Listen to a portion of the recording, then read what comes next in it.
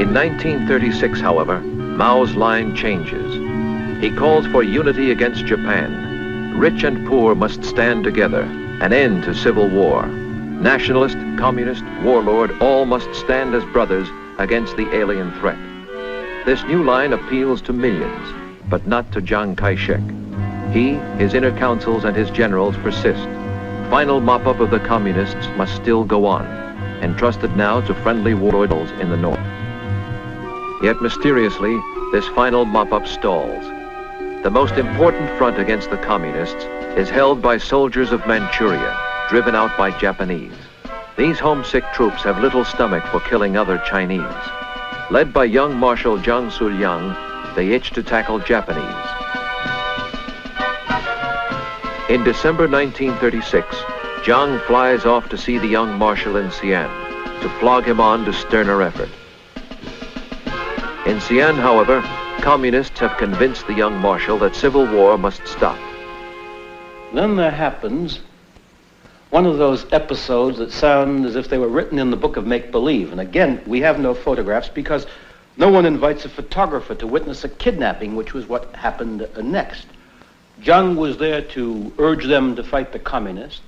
And on the night of December 11th, he was sleeping in a villa outside of town when he was awakened by gunfire.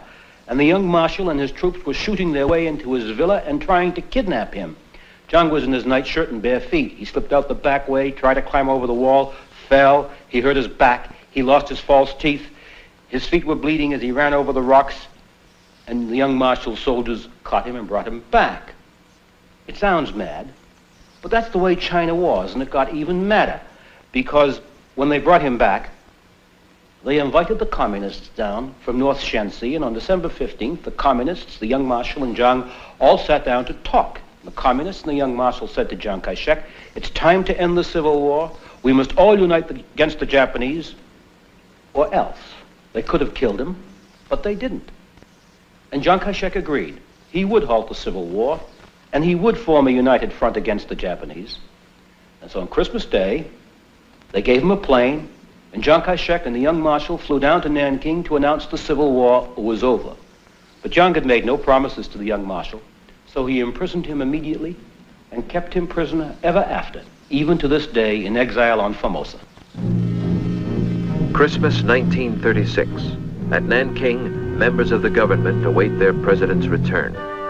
In pain, he hobbles out, announces to the world, a popular front of Kuomintang and communists will now, united under his command, turn to face the menace of Japan.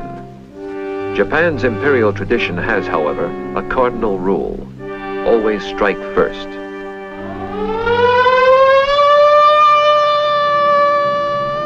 July 1937. The war is on. The Japanese now seek total conquest, not just another chunk of territory. They blast the heart of China in the Yangtze Valley, with Shanghai first to take the shot.